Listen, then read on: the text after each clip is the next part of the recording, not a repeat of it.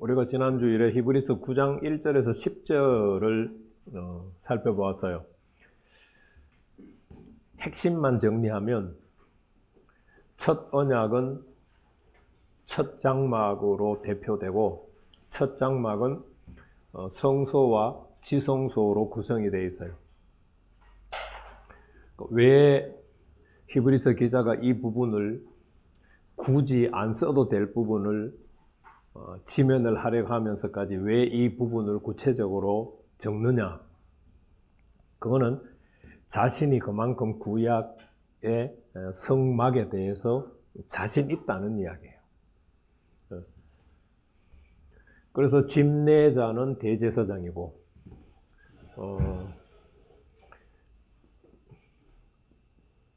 매년 해에 하루 들어가게 되고, 예물과 제물은 송아지 피, 염소 피, 그 다음에 물, 그 다음에 재 등등이 이제 사용이 되어지는데, 결국은 이제 피예요. 근데 예물을 잡고 하나님 앞에 드리고 하는 거는 제사장이 하는 일이지만, 대상은 섬기는 자예요. 섬기는 자라고 표현했는데, 제사를 드리는 자죠.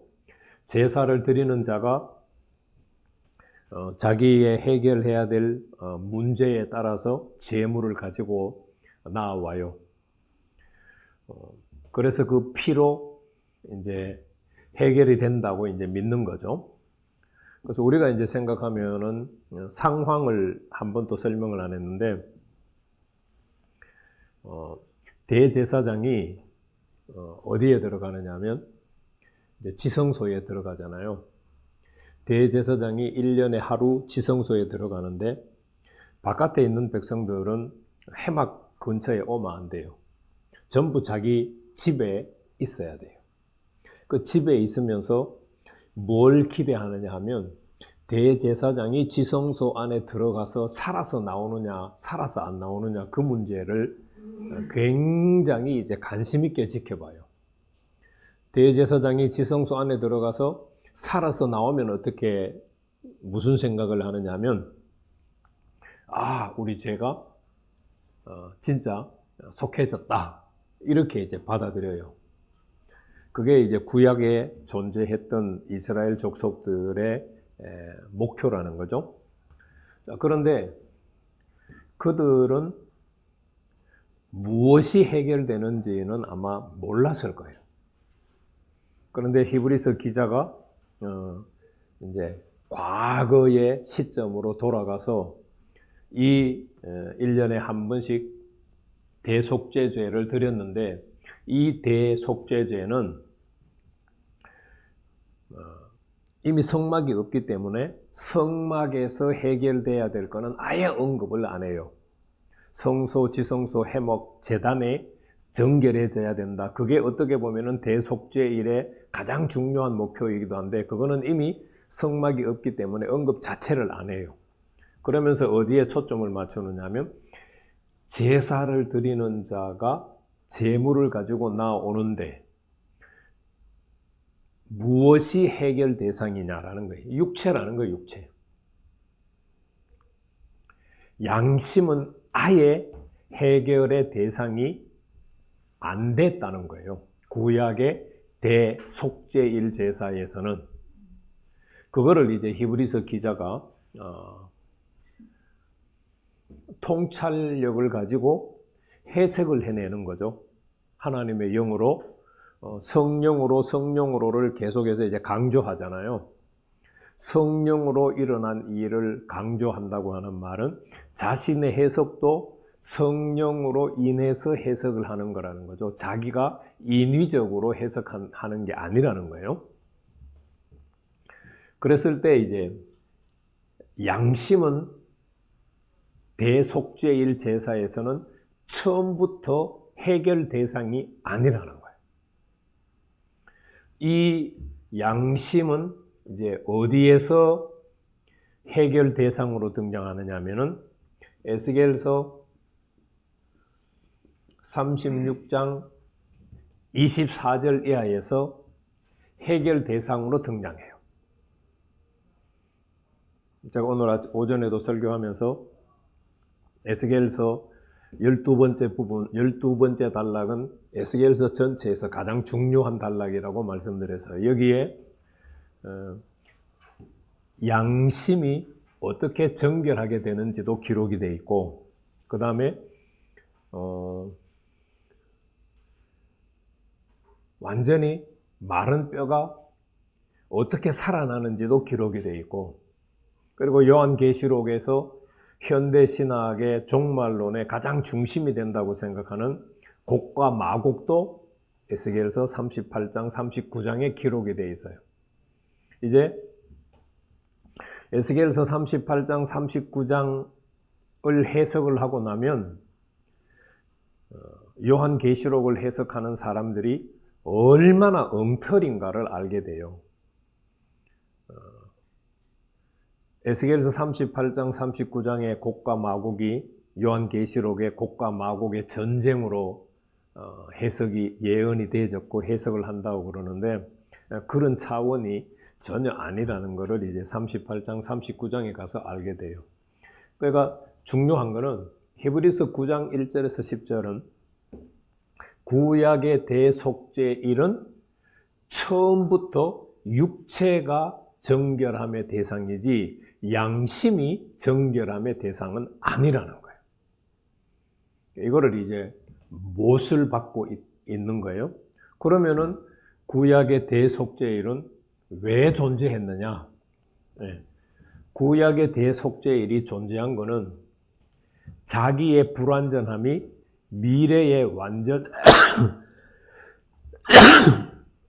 미래에 완전해지기를 기대하면서 존재하는 거예요. 그래서 한글 성경에 개혁이라고 하는 단어로 번역을 했는데, 이거는 디오르도시스라고 하는 이 단어는 물론 개혁 내지는 개선 혹은 새 질서라고 하는 뜻이 있어요. 그렇지만 이거는 오늘 본문의 맥락과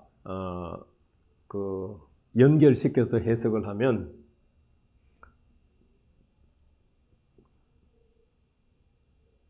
숨겨진 것이 온전히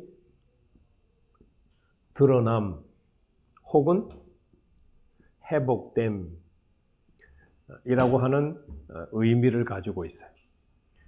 쉽게 말하면은 구약의 대속죄일은 미래에 온전하게 드러날 뭔가를 무엇이 있다는 것을 보여주기 위해서 있는 거라는 거예요.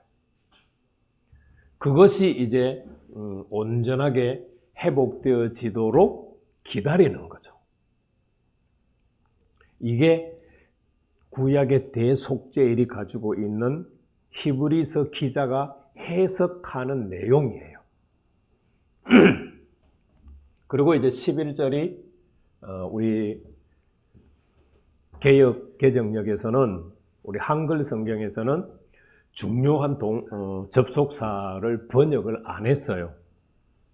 이 대라고 하는 접속사는 그러나, 그리고 지금 다양하게 번역할 수 있는 단어인데, 이거는 이제 11절은 10절 말씀과 대조를 이루어서 시작하는 문장이기 때문에 그러나라고 번역하는 것이 가장 합당해요.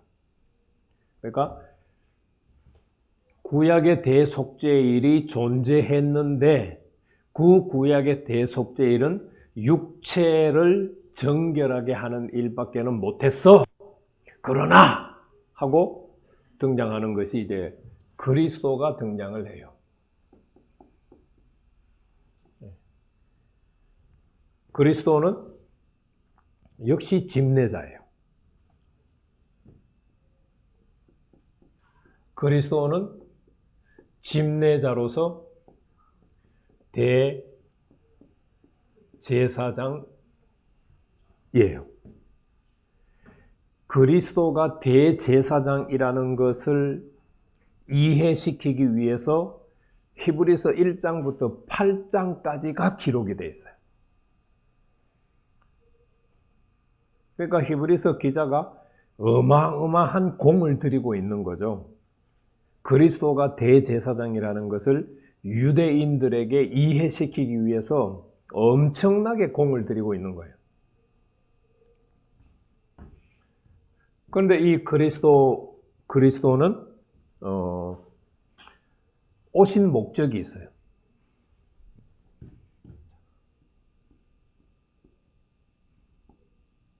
오신 목적이 있는데 11절이에요.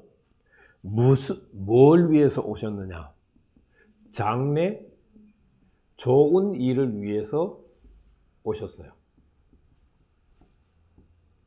그러면 이 장래 좋은 일은 뭐냐? 자, 12절, 11절 이하에서 장래 좋은 일이 뭘로 설명이 되어 있는지를 한번 찾아보세요. 12절에 설명이 있고 또 그 다음에 15절에도 장래 좋은 일이 뭔지 설명이 되어 있어요. 12절에서는 장래 좋은 일이 뭐예요? 네, 영원한 속죄예요.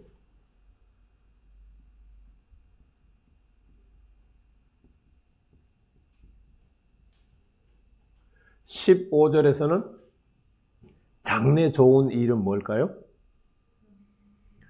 영원한 기업이에요.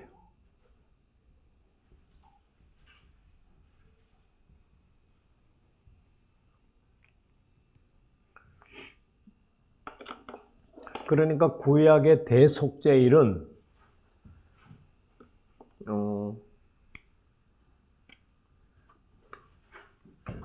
영원한이라고 하는 말이 붙을 수가 없어요.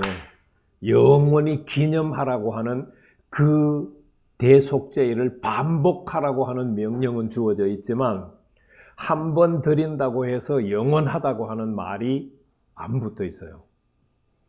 근데 이제 히브리서 9장에 오게 되면 그리스도께서 대제사장으로서 드리는 제사는 영원하다.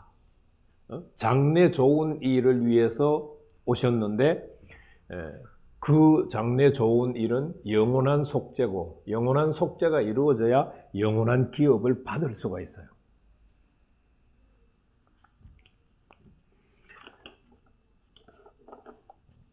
자, 그러면 오신 목적이고 어떻게 오셨느냐? 그거를 오신 방법이라고 그냥 적을게요. 어떻게 오셨느냐? 오시지 않은 방법이 있어요. 어떻게 안 오셨어요? 어디에 안 오셨어요? 손으로 지은 곳 혹은 것, 이거는 성막이고 성전이죠. 손으로 지은 곳에 안 오셨어요. 구약의 대제사장은 어디서 활동을 했어요? 성막에서, 성전에서 활동을 했어요. 그런데 대제사장 되시는 그리스도는 성막에서, 성전에서 활동하기 위해서 안 오셨어요. 또 뭐라고 설명이 되어 있어요? 아닌 것?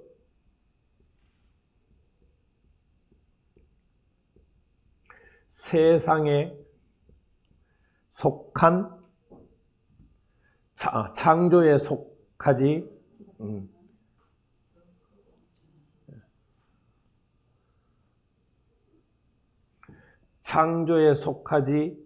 창조에 속한 것에 안 오셨어요. 세상이 아니고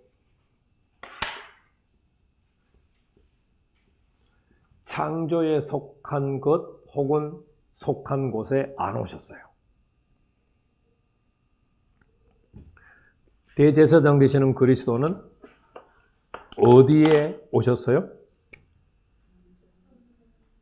크고 온전한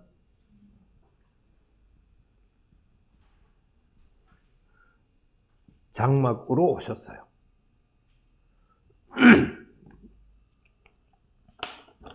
그러면 이 크고 온전한 장막은 뭘 얘기하는 걸까요?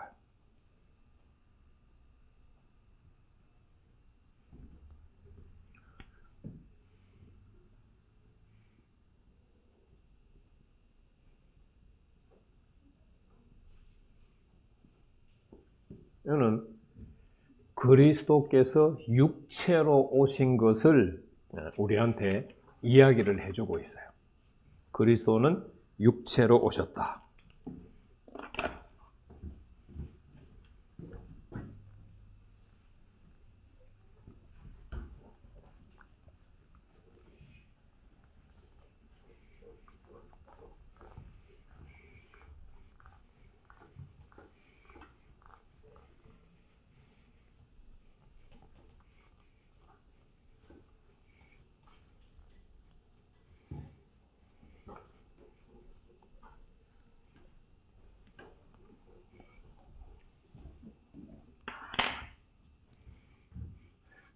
육체로 오셨고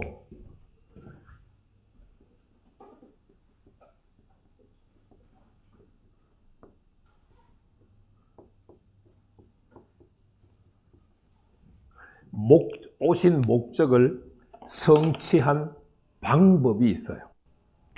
이 방법도 아닌 것과 방법인 것을 대조시켜서 설명을 해요.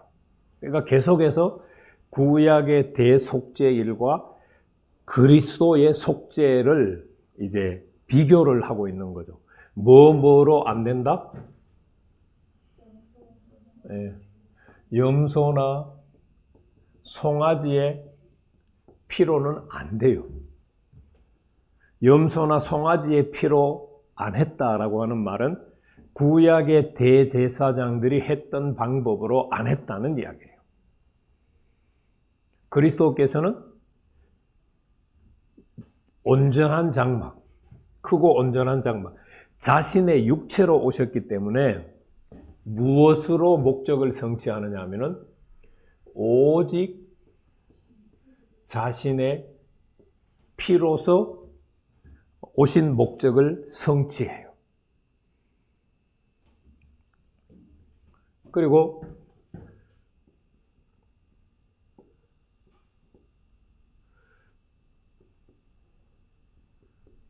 성취하게 된 횟수, 구약의 대제사장들은 매년 반복했어요.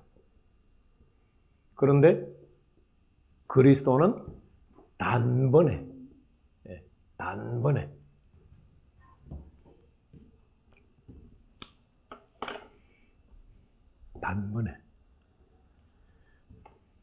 그리고 성취하시고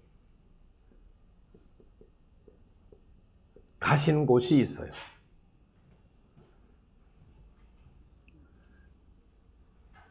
구약의 대제사장들은 그냥 지성소에 들어갔다 나오는 것으로 끝났지만 그리스도께서는 단번에 자신을 드림으로 성취를 하고 난 다음에 성막이나 성전에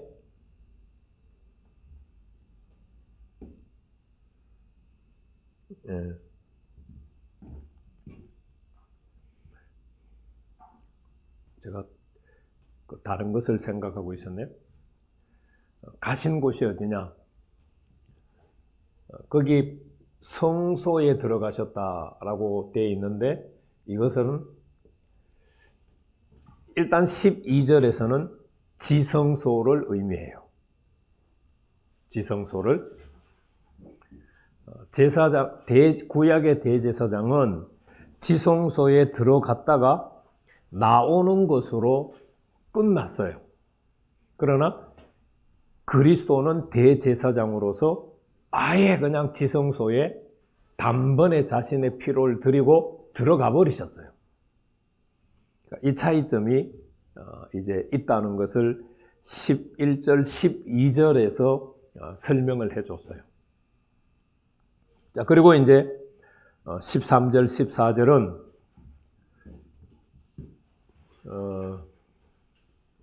구약의 제물의 피와 그리스도의 피의 효능을 대조하고 있어요. 피의 효능 대조. 13절, 14절.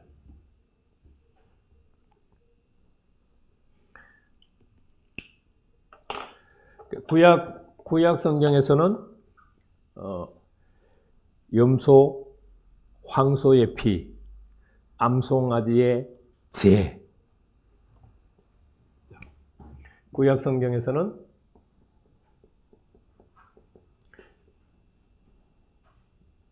피와 제를 사용을 해서 무슨 목적을 이루어서요? 육체를 정결하게 했어요.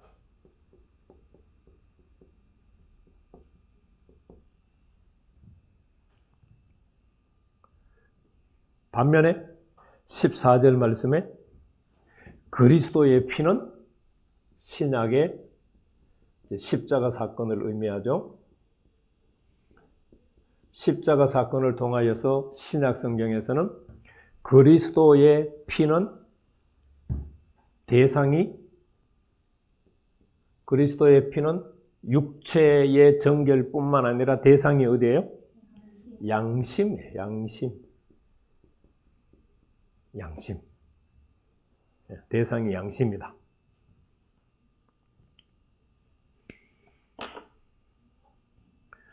자, 양심을 회복시키는 목적은 뭐예요? 14절 끝부분에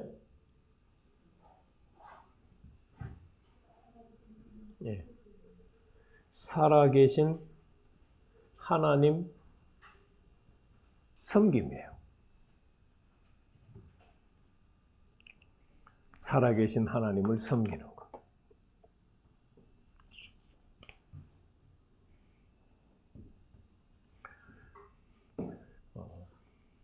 그러니까 구약 성경에서 구약 성경과 히브리서를 이렇게 대조시켜 놓고 보면 방향성이 굉장히 많이 달라요. 구약 성경에서는 제사를 드리는 자에게 초점이 맞춰져 있다면 신약의 십자가 사건 이후에는 제사를 드리는 자에게 초점이 맞춰져 있지만 동시에 그 제사를 드리는 자는 제사를 드리는 자가 하나님을 섬기게 하기 위해서 회복이 필요한 것이지 그 개인 자체의 회복을 위해서 회복이 필요한 게 아니에요. 양심이 거듭나면 나를 바라보는 것이 아니라 주변을 바라보는 것이 아니라 결국은 하나님을 바라보고 하나님을 섬기게 된다는 거예요.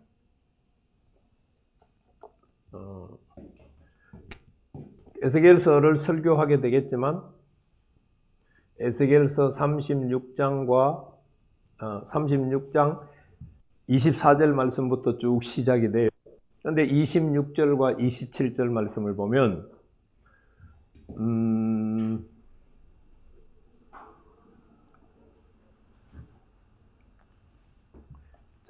에스겔서 표현대로 한번 보시죠.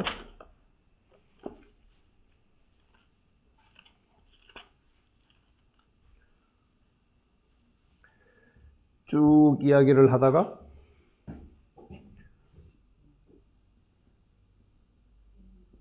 새 영을 너희 속에 둔다. 그 다음에 또 새 마음을 준다.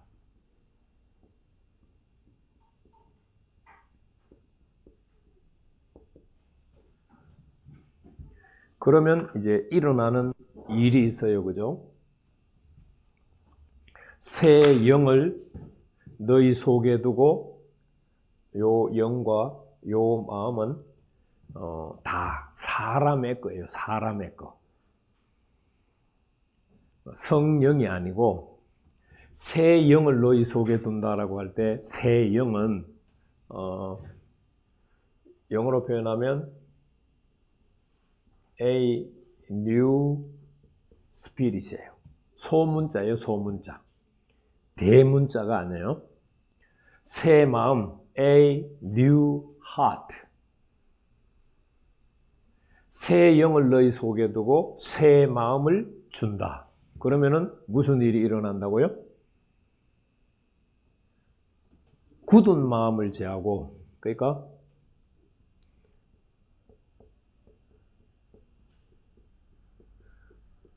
돌 같은 마음을 없애고 살 같은 마음을 주세요. 굳은 돌 같은 마음을 제하고 살 같은 마음, 그러니까 부드러운 마음을 주세요. 그리고 이제 27절 말씀을 보면 또 뭘 주신다고요? 내 영을 너희 속에 둔다. 여기서는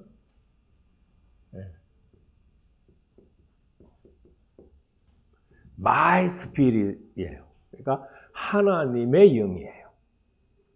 하나님의 영을 속에 둔다. 그러면 무슨 일이 일어나요? 율례를 행하고 규례를 지킨다.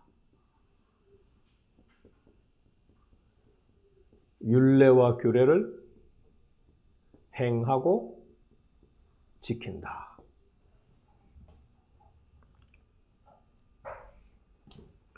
그러니까 하나님의 영이 우리에게 들어오기 전에 뭐가 되어야 되느냐 하면은 히브리서로 말하면 양심이 먼저 회복이 돼야 돼요. 이게 이제 하나님이 하시는 일이에요. 여기서 새 영을 너희 속에 두고 새 마음을 준다라고 하는 말을 히브리서로 표현을 하면 양심을 온전하게 회복시켜 주시는 것이다 라고 해석을 할 수 있어요. 양심이 회복되면 그것으로 끝이냐? 그게 아니고 하나님의 영, 하나님의 영을 신약으로 표현하면 성령을 받아야 돼. 성령을. 그래서 이게 이제 구약 성경에서 에스겔서는 실제적인 면에서 설명을 하고 있고 예레미야서는 언약적인 면에서 설명을 해요. 예레미야 33장 31절 이하의 말씀에서는 옛 언약은 이제 파기가 되고 새 언약을 세워요. 예레미야서는 새 언약으로 설명을 하지만 에스겔서는 언약적인 측면에서 설명하는 것이 아니고 우리에게 실제적으로 일어나야 되는 일로 설명을 해요. 그래서 이 26절과 27절이 이루어져야 무엇이 가능하냐 하면은 최소한 26절이 이루어져야 37장이 가능해요. 37장은 마른 뼈가 생기가 돌아와서 다시 회복이 되잖아요. 그래서 37장이 이루어지려면 36장이 선행이 돼야 돼. 그래서 이제 이 히브리서 기자가 구약과 그리스도의 십자가 사건을 대조시켜서 다른 건 다 잊어버려도 핵심만 기억을 하면 돼요. 구약의 대속죄의 대상은 육체였다. 그런데 그리스도의 십자가의 속죄의 대상은 양심이다. 양심이다.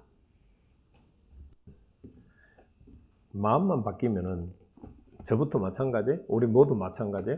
마음만 바뀌면은 해결이 돼요. 근데 그 놈의 마음이 안 바뀌어요.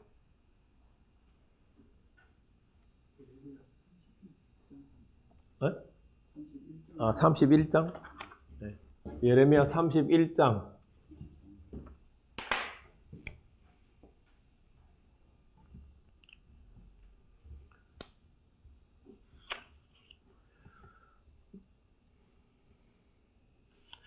그래서 이제 13절, 14절은 피의 효능에 대해서 설명을 했어요.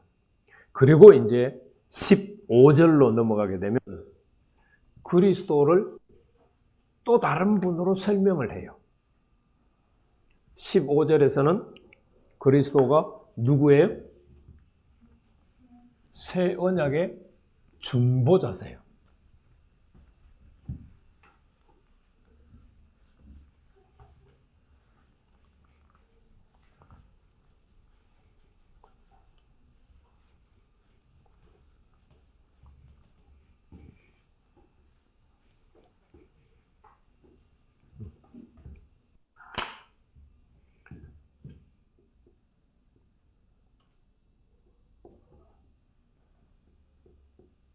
새 언약의 중보자시다. 14절까지가 단순히 그리스도께서 하신 일이라면 이제는 그리스도께서 하신 일과 성도 사이의 연결고리를 위해서 설명하는 구절이 15절이에요. 그리스도께서 대제사장으로 육체의 문제뿐만 아니라 양심에 어그러진 것, 양심의 죄를 해결을 하셨어요. 그리고 나서는 그분이 또 어떤 직위를 가지고 있느냐면 단순히 대제사장의 직위를 가지고 있는 것이 아니라 새 언약의 중보자의 직위를 가지고 있어요. 그래서 그분이 하시는 일이 뭐냐면 천 언약 때에 범한 죄에 대해서 속량해 주시기 위해서 죽으셨다.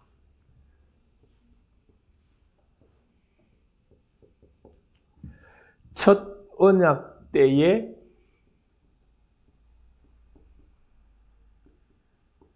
범한 죄를 속량해 주시기 위해서 죽으셨다. 그러면 첫 언약 때에 범한 죄는 무슨 죄일까요?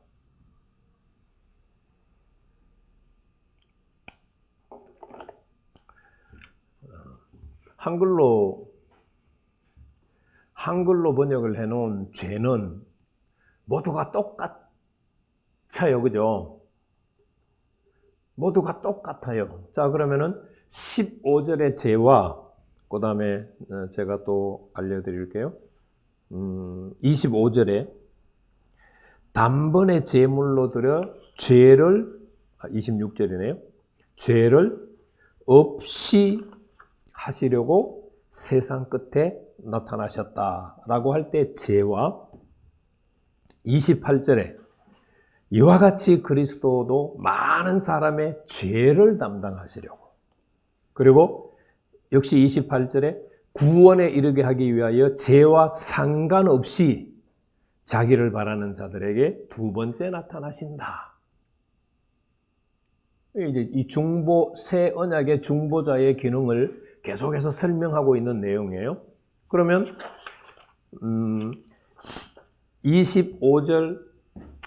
15절의 죄와 25절, 28절의 죄는 같을까요? 다를까요?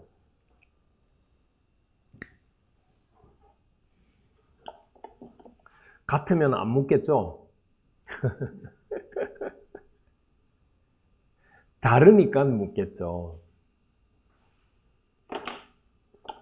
그래서 이제 어쩔 수 없이 다시 지난주는 이제 헬라어를 안 적었는데 이번 주는 헬라어를 적어 보겠습니다.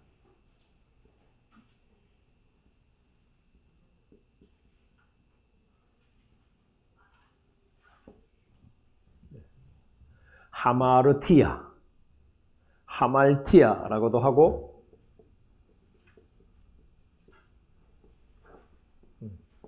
하마르티아라고도 하고 하말티아라고도 하는 죄가 있어요. 그리고 지난주에 제가 에베소서 2장 1절을 이야기하면서 파라프토마라고 하는 죄를 소개해 줬어요.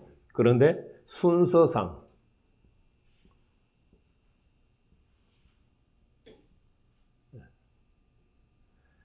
파라바시스 그리고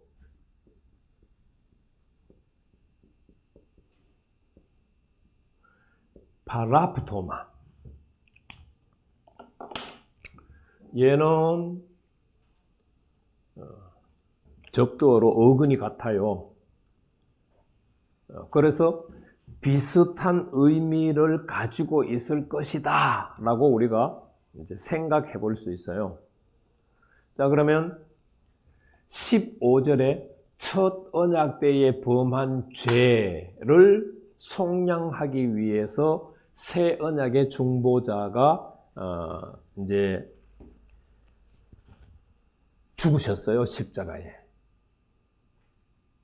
그러면 어느 거를 제가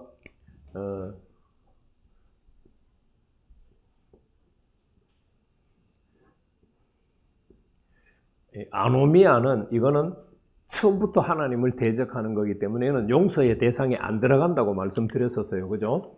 지난주일에. 그래서 이거는 빼고 이 세 단어 중에 첫 언약 때에 범한 죄를 속량하기 위해서 십자가에 죽으셨다라고 했을 때 어느 죄일 것 같아요?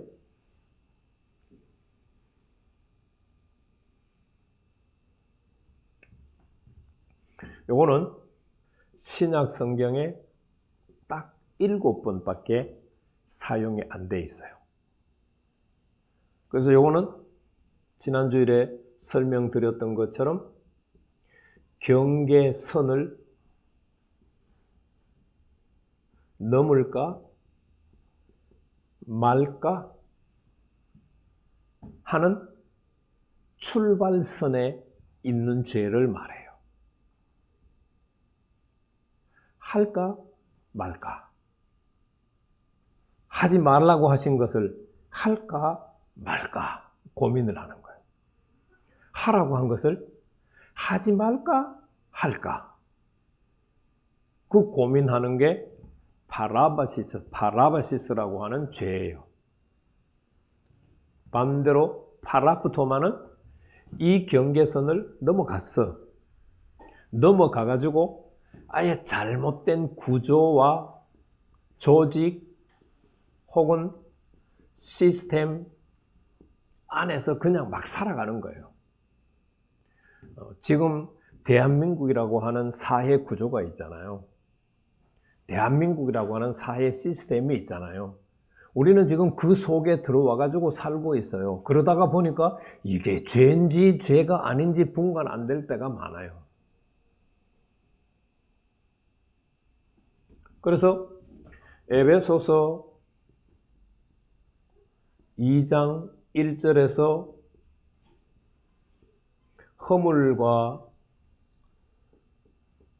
죄로 죽었던 우리를 살렸다라고 할 때는 파라토마와 하말티아라고 하는 표현을 썼어요. 그런데 히브리서 9장 15절에서 새 언약의 중보자로서 십자가를 지실 때에는 예를 썼어요. 파라바시스라고 하는 이 단어를 썼어요.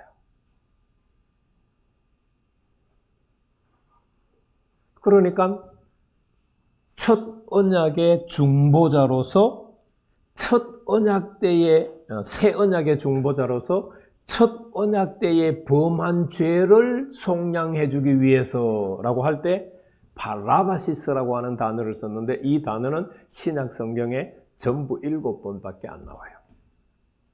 로마서에 3번, 갈라디아서에 1번, 디모데전서에 1번, 그리고 히브리서에 딱 2번.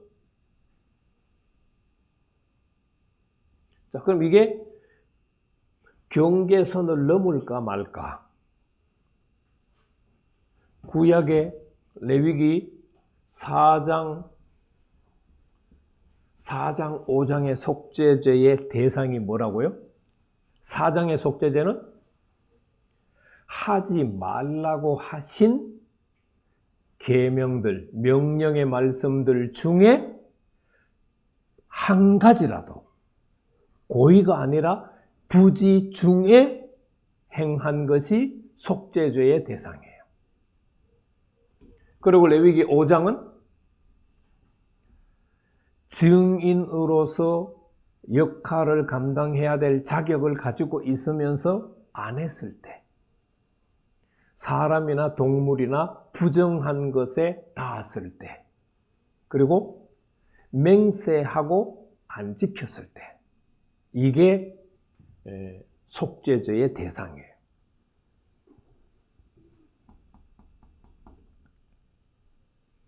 그러니까 새 언약의 중보자는 무슨 죄를 해결하기 위해서 십자가를 지셨다고요? 제가 레위기 4장 5장 강의할 때는 히브리서 9장을 연구를 열심히 하기는 했는데 이 15절을 제대로 못 봤어요. 그래서 레위기 4장 5장의 속죄죄와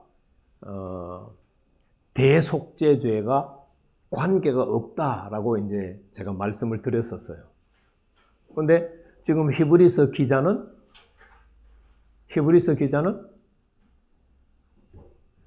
새 언약의 중보자가 첫 언약 때의 범한 죄를 속량하기 위해서 십자가를 지셨다고 지금 설명하세요. 그러니까 히브리서 기자는, 근데 솔직히 말씀드려서 이게 레위기 4장에 해당하는 죄인지 아닌지 자신은 없어요. 그런데 지난주 다시 말씀을 묵상하면서 레위기 4장의 죄가 이 레위기 15장과 관계없는 것이 아니라 관계가 있겠다라는 생각을 가져요. 왜? 이 단어 때문에. 이 파라바시스라고 하는 단어는 하말티아와 파라프토마와는 상관이 없어요. 그것보다도 훨씬 더 원초적인 죄를 말해요. 하라 하지 말라고 하는 것을 할까? 하지 말까? 하지 말까? 할까? 그 생각하는 죄. 이게 아마 뉘앙스가 하지 말라고 하신 말씀을 결국 하게 되는, 죄를 짓게 되는 레위기 4장을 의미하지 않을까? 자신은 없지만 지난 2주 동안 계속해서 이 말씀을 보면서 연관성이 있고 그것을 의미하겠다라고 제 마음속에 어느 정도 이제 확신이 섰어요. 그런데 100%는 말 못해요. 제가 예수님의 십자가 사건도 레위기 4장과는 상관없다고 그렇게 가르쳤었잖아요. 그런데 히브리서 9장 15절 말씀을 보면 상관없는 것이 아니라 예수님이 십자가를 지신 사건이 레위기 4장의 속죄를 의미하는 것이 아닐까. 그렇다면 이제 그렇게 전제하고 레위기 4장과 레위기 16장을 다시 연결시켜서 생각을 하면 대속죄 일에 사람들의 속죄는 뭐가 대상일까? 바로 레위기 4장, 5장의 속죄죄가 레위기 16장의 사람들의 속죄죄의 대상이 된다는 거죠. 그 사람들의 죄가 속죄가 되면 그 다음에 뭐가 이루어져요? 성소, 지성소, 회막, 제단이 정결하게 되는 거예요. 정결하게 되는 거예요. 그래서 히브리서 9장 15절은 제가 이걸 해석하기 위해서 주석책을 한 30권 정도 봤는데 별로 관심을 두고 있지 않아요. 첫 언약 때에 범한 죄가 뭐다라고 아무도 관심을 두고 있지 않아요. 그래서 무척 많이 실망을 했어요. 왜 관심을 안 뒀을까? 그러면서 이제 결국은 혼자 해결할 수밖에는 없다. 그래서 이제 제가 이게 레위기 16장의 대속죄일에 사람의 속죄죄는 결국은 레위기 4장, 5장의 속죄죄가 1년에 한 번씩 확증하는 것이 레위기 16장에 사람이 속죄받아야 될 죄겠다라는 생각을 하게 됐고요. 그러니까 옛날 생각을 바꾸게 된 거죠. 그리고 히브리서 9장의 첫 언약 때에 범한 죄도 바로 그 죄를 이야기하겠다. 만약에 여기에 파라프토마나 하말티아라고 하는 단어를 사용했으면 이 히브리서 9장 15절은 뭐와 같은 의미예요? 에베소서 2장 1절과 같은 의미겠죠. 자, 그러면 25절, 28절에는 어느 단어를 썼을 것 같아요?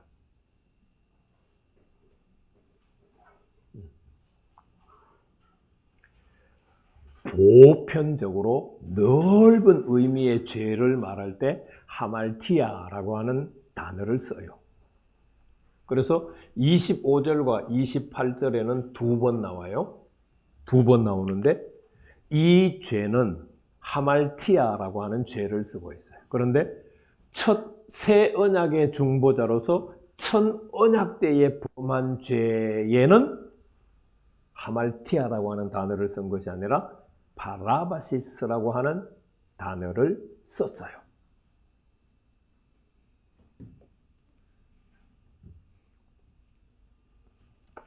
그래서 100% 자신할 수는 없지만 새 언약의 중보자로서 예수님의 십자가 사건은 첫 언약 때에 범한 죄를 사해주기 위해서 십자가를 지셨는데 그 죄의 내용은 레위기 4장과 5장일 가능성이 충분하다. 오늘은 거기까지 살펴보고요. 나중에 제가 또 더 연구를 해서 첫 언약 때에 범한 죄가 더 분명하게 드러나면 그때 다시 말씀드리도록 하겠습니다.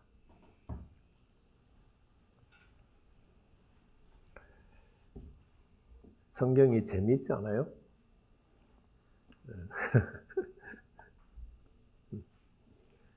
왜 히브리서 기자가 새 언약의 중보자로 예수님의 직임을 다시 설명하고 그 새 언약의 중보자로서는 첫 언약 때에 범한 죄를 속량하기 위해서 십자가를 지셨다고 설명을 했을까? 그러면 이제 히브리서 기자가 말하는 첫 언약에 속한 첫 언약 때에 범한 죄가 내용이 뭐냐? 당연히 거기에 관심을 가져야 돼요. 그런데 관심을 가진 분이 안 계시더라고요. 여러분들이 관심을 가지고 또 한 번 연구를 해봐요. 저는 지난 2주 동안 이 단어, 이 표현 때문에 사실 지난 한 주 동안에 다 하려고 하다가 첫 언약 때에 범한 죄가 아직도 내 마음속에서 생각이 정리가 안 되기 때문에 지난 주일에 10절에서 끊었어요.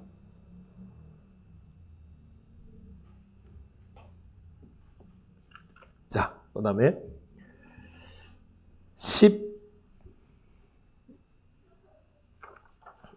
아예 16절, 17절은 빼먹었네요.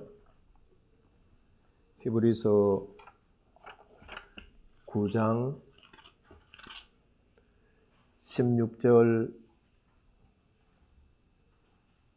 16절에 영원한 언약의 기업, 그게 16절이군요.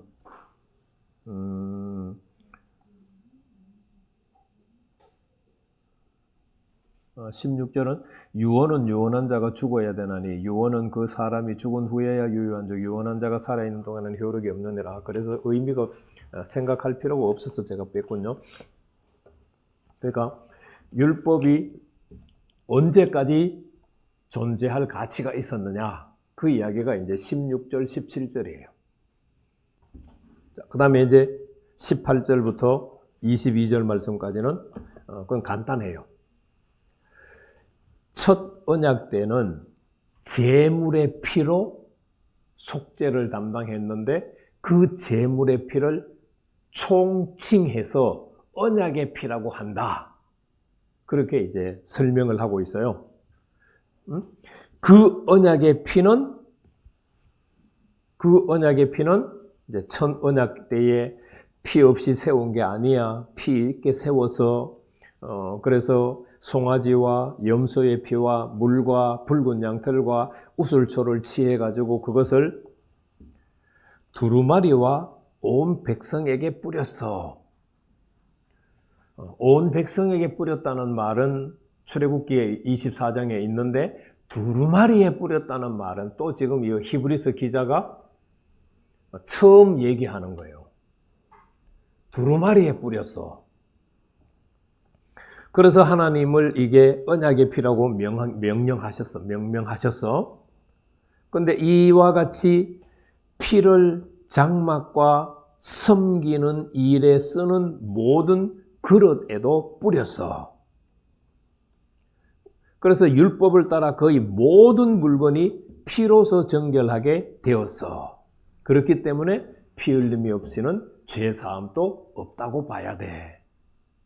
그러니까 구약의 이제 제물의 피는 사람에게만 뿌린 게 아니죠. 사람에게 뿌리고 제단에도 뿌리고 모든 그릇들에도 뿌리고, 독특한 것은 히브리서 기자가 어디에도 뿌렸다? 두루마리에도 뿌렸다. 두루마리에도 뿌렸다. 그게 이제 히브리서 기자의 독특한 해석이에요. 두루마리는 뭘 말하겠어요? 두루마리는 기록된 말씀을 말하겠죠. 제가 이게 그럼 두루마리는 또 뭐 때문에 두루마리에 뿌렸다고 했을까?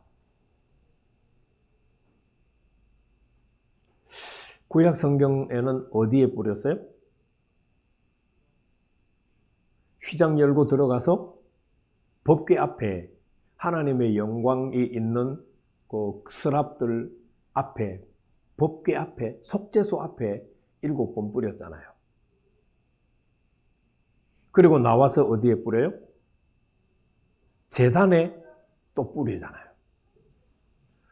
그런데 그러면 이제는 이 제단이 없으니까 히브리서 기자가 제단을 대신해서 두루마리에 뿌렸다고 한 건가? 거기까지 이제 생각해 봤어요. 두루마리에 왜 뿌려? 말씀을 정결하게 한다고 뿌렸는가? 그건 이제 우리가 다 해석을 해봐야 될 문제예요. 그런데 두루마리라고 하는 표현 앞에 정관성이 있기 때문에 분명히 이거는 이제 정해진 뭔가를 얘기해요. 그래서 말씀을 둔 장소를 말할까? 말씀을 어디에 뒀었어요? 지성소 안에? 법궤 안에? 두 돌판 뒀잖아요. 그거를 지금 지칭하는 건가?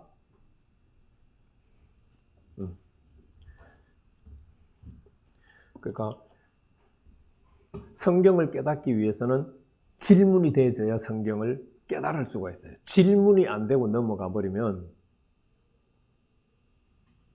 이 두루마리가 그 두루마리가 뭘 얘기하는지 여러분들이 주석책을 열심히 한번 찾아보시고 눈에 들어오는 것이 있으면 저한테 좀 알려주세요. 제가 이거는 다른 주석들을 찾아보지는 않았어요.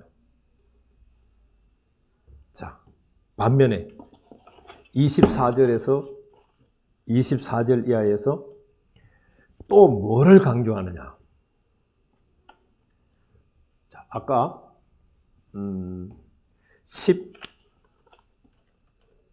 12절.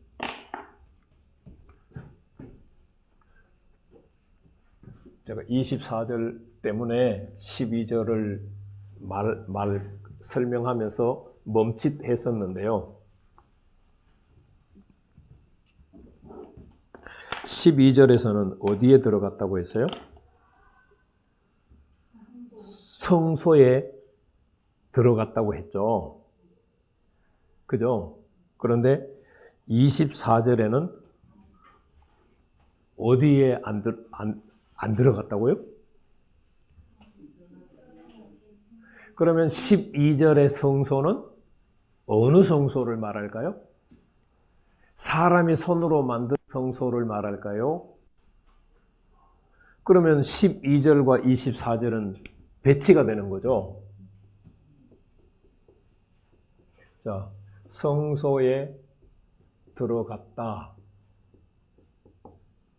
24절에는 사람의 손으로 지은 성소에 안 들어갔다. 그러면 12절에 성소에 들어갔다고 하는 말은 제가 아까 24절하고 같이 설명을 하면서 처음부터 설명을 했어야 되는데 그냥 12절 설명할 때는 성소에 들어갔다라고 했을 테니까 그냥 지성소에 들어갔다라고 설명을 했어요. 그죠? 자, 그러면 12절에 성소에 들어갔다는 성막이나 성전에 있던 지성소에 들어갔다는 말이 아니죠. 어디 들어가는 걸까요? 네. 이거는 결국 하늘 성소에 들어가셨다. 상소가 아니고 하늘 성소.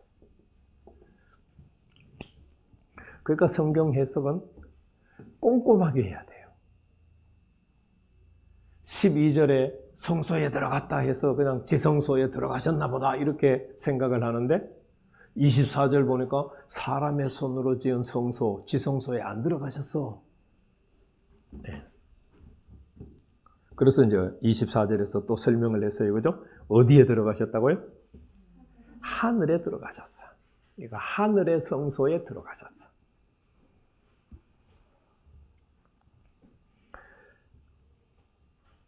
자, 새 언약의 중보자 15절에 새 언약의 중보자의 역할을 지금 계속해서 설명을 하세요. 자, 그럼 일단 정리를 한번 하고 넘어가는 게 좋겠네요.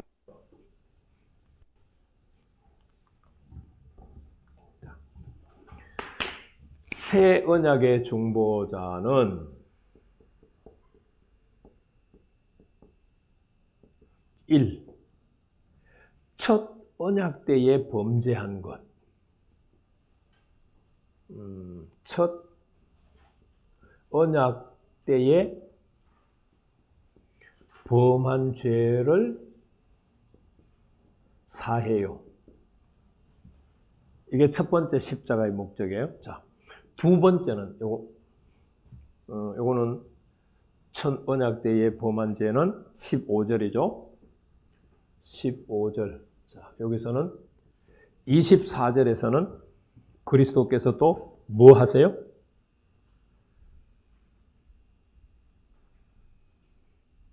새 언약의 중보자가 되시는 그리스도는 하늘 성소에 들어가셔서 누구에게 나타나세요? 네, 하나님 앞에 나타나요. 하나님 앞에 나타나는데 누구를 위해서? 우리를 위해서. 지상에 있는 우리를 위해서 하나님 앞에 나타나요.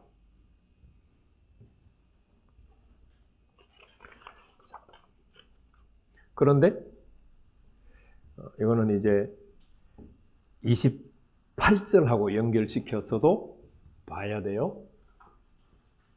결국 하나님 앞에 우리를 위해서 나타나신 이분은 최종적으로는 또 뭘 하세요?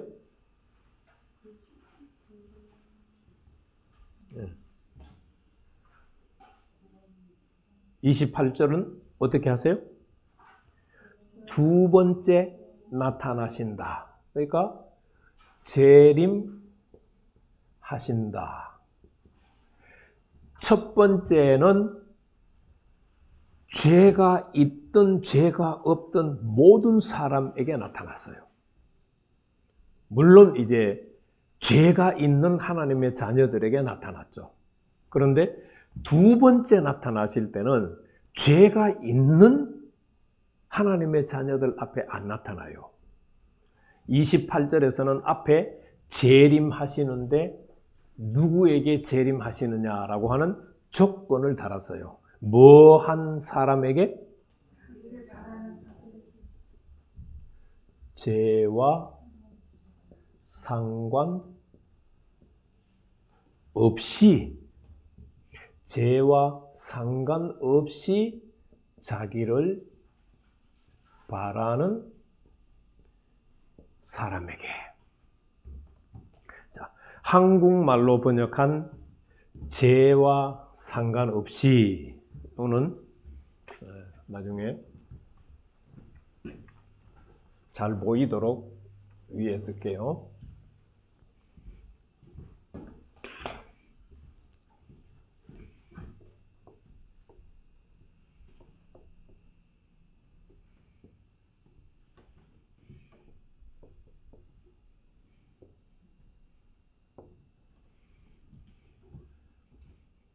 코리스 하말티아.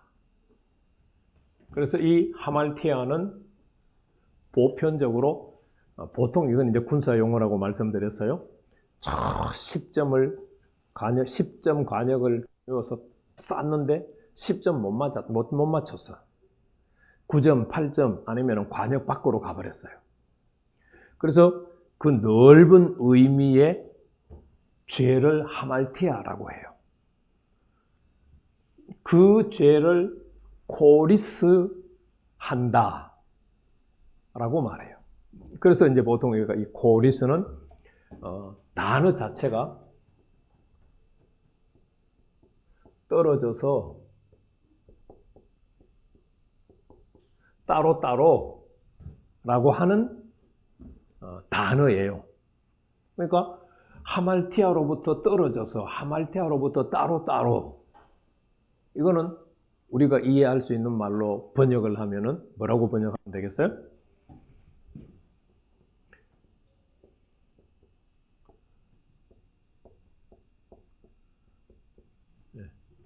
죄에서 벗어나는, 혹은 죄에서 벗어나서 자기를 바라보는 사람에게 나타나세요.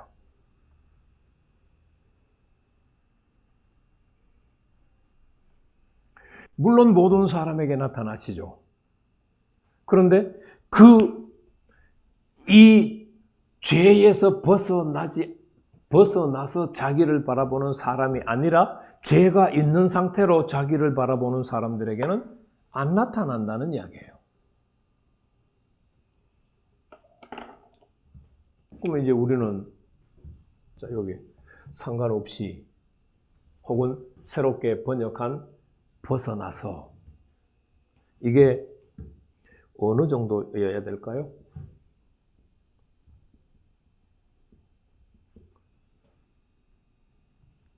우리는 죄에서 떠난다 아니면 죄와 상관없다 그러면은 완전히 라고 생각하기 쉬운데 이건 불가능해요. 그렇다면 아무도 다시 오실 주님을 맞이 못해요. 그러면 죄와 상관없이 죄에서 떠나서 자기를 바라보는 사람이라고 했을 때 어느 정도 떠나야 될까요?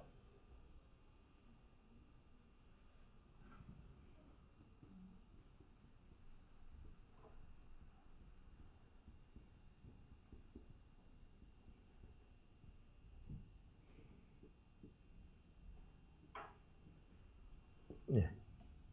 이게 신앙생활을 하는 우리 고민이 돼야 돼요. 예수 믿으면 죄 용서받는다 해서 죄에서 떠나는 삶에 관심이 없으면은 이제 보통 문제가 아니에요.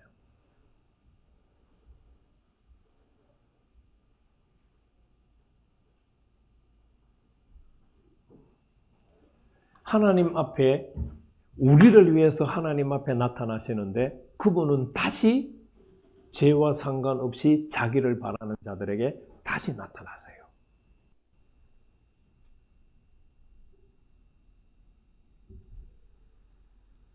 그래서 우리가 이거는 몇 절 말씀과 연결이 되어 있겠어요? 15절 말씀과 또 깊이 연결이 되어 있겠죠.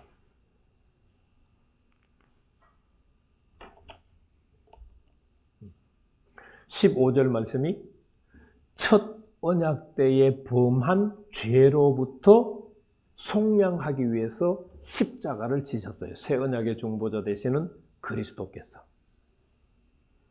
그래서 죄와 상관없이는 당연히 15절 말씀이 표면적으로 문자적으로만 존재하는 것이 아니라 실제 우리의 삶 가운데 이것이 이루어져 가고 있어야 된다는 것을 지금 보여주고 있는 거예요.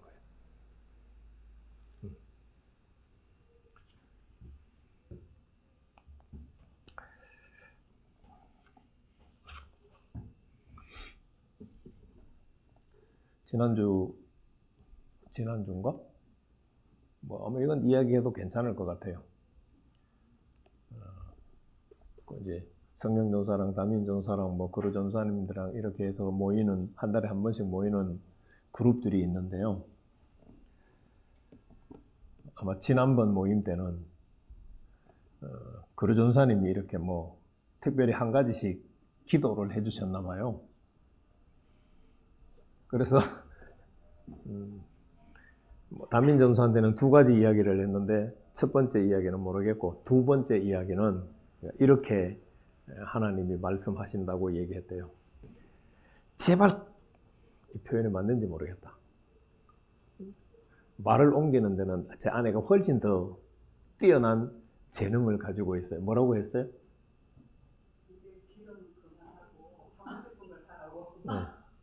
이제 제발 기도는 그만하고 하고 싶은 거 하라고. 그러면서 그루 전사님이 이런 사람 처음 봤다고 이제 표현을 했대. 기도는 그만하고 하고 싶은 거 하라고. 회개는 해야 되겠죠. 기도는 그만하라고 해도 회개 그만하라는 표현은 아니겠죠.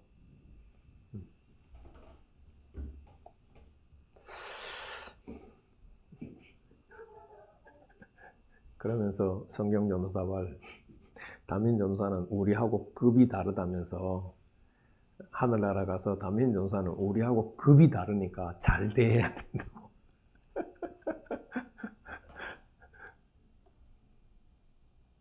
그래서 성경 전도사는 담임 전도사 보고 왕비님 하고